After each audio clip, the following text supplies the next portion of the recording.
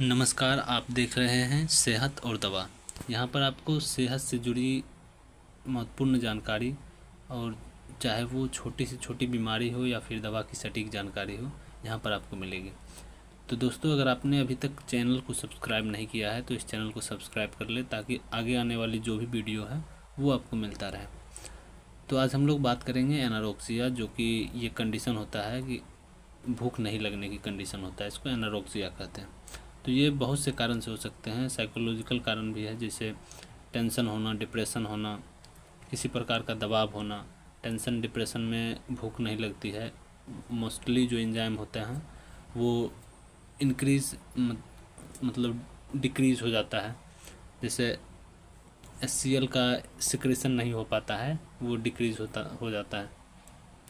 और भी सारे एंजाइम हैं जिसका सिक्रेशन नहीं हो पाता है, जिससे भूख नहीं लगती है।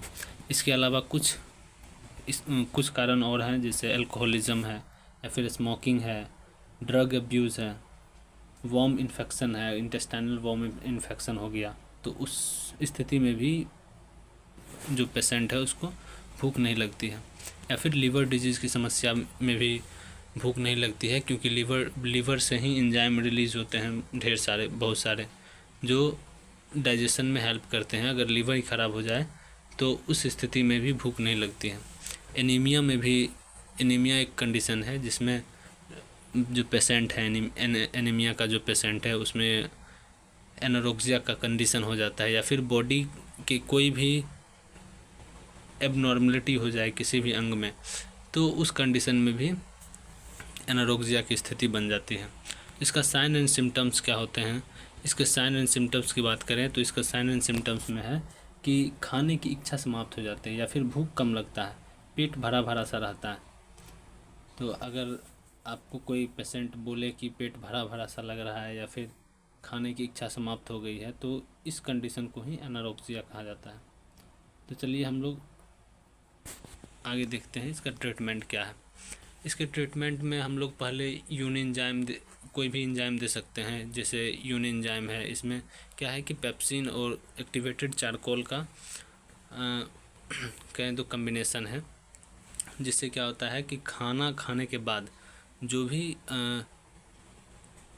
डाइजेशन की क्रिया होती है उसको ये तेज़ कर देता है, जिससे क्या होता है कि डाइजेस्टिव जो समस्याएं हैं वो ख़त्म हो जाती है, और जिससे भूख लगना शुरू हो जाता है। तो आगे हम लोग देखेंगे कि अगर वॉर्म इन्फेक्शन हो गया है, इंटेस्टाइन में अगर वॉर्म इन्फेक्शन है, तो उस कंडीशन में एल्बेंडाजोल 400 का टेबलेट आता है, जो सप्ताह में एक बार दिया जाता है।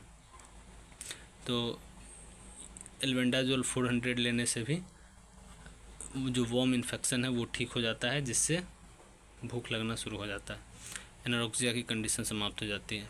या फिर जो एनेमेटिक पेशेंट हैं, जिस पेशेंट को एनीमिया हुआ है, उसको आप आयरन, फोलिक एसिड या फिर जिंक का सप्लीमेंट दे सकते हैं।